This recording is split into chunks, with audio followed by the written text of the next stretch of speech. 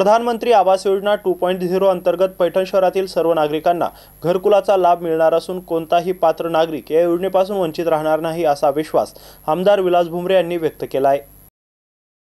या योजनेचा शुभारंभ शनिवारी आमदार विलास भुमरे यांच्या हस्ते करण्यात आला आहे। पैठण नगर परिषद प्रशासक तथा मुख्याधिकारी डॉक्टर पल्लवी अंभोरे यांच्या मार्गदर्शनाखाली या कार्यक्रमाचं आयोजन करण्यात आलं होतं। यावेळी माजी नगराध्यक्ष सूरज लोळगे, सुनील बलदवा, माजी उपाध्यक्ष सुचित्रा जोशी, भाजपाचे शहराध्यक्ष बंडू अंधाळे, राष्ट्रीय किसान परिषदेचे अध्यक्ष अशोक पाटील हुड, शिवसेना शहर प्रमुख तुषार पाटील, माजी नगराध्यक्ष सोमनाथ परदेशी, संदीप आहेर, प्रशांत जगदाळे, कृष्णा मापारी, ईश्वर दगडे, सोमनाथ परळकर, भूषण कावसनकर, बाळासाहेब माने, जालिंदर आडसूळ, पैठण नगर परिषदेचे उपमुख्याधिकारी सोमनाथ गर्जे, धर्मराज उजगरे, तुषार वाकळे, पाणी पुरवठा अभियंता युवराज हलमारे, स्थापत्य अभियंता महेश गायकवाड, चेअरमन अशोक पगारे, संकेत तांगडे यांच्यासह शहरातील पुरुष महिला मोठ्या संख्येने उपस्थित होत्या। पंतप्रधान आवास योजना 2.0 अंतर्गत घरकुलासाठी पात्र नागरिकांनी नजीकच्या CSC सेंटरवर किंवा महाई सेवा केंद्रामार्फत अर्ज करावा।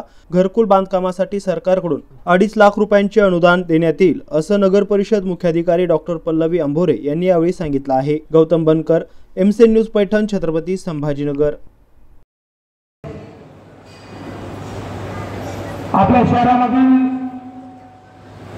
प्रत्येक वस्तीमध्ये प्रत्येक लाभार्थ्यापर्यंत घरकुल योजना गेली पाहिजे या दृष्टिकोनातून नगर परिषद असेल, सर्व पदाधिकारी असेल, कार्यकर्ते असतील यांनी या माध्यमातून या ठिकाणी काम केले।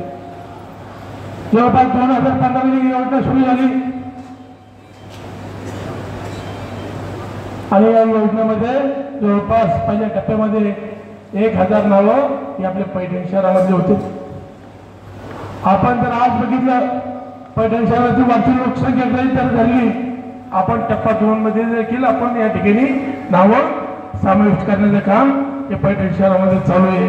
मला वाटतं या ठिकाणी बऱ्याच जणांना घरकुलाची हप्ते पडलेले, आता मॅडमने सांगितले 600 काहीतरी घरं पूर्ण झाले, जे अपूर्ण आहे। या ठिकाणी शिव मॅडमला मी सांगू इच्छितो, आपल्या शहरामध्ये लाभार्थी हा कुठल्या योजनेपासून वंचित राहिला नाही पाहिजे, कारण की शासनाने घरकुल सारखी योजना ही आपल्या शहरात आलेली या ठिकाणी।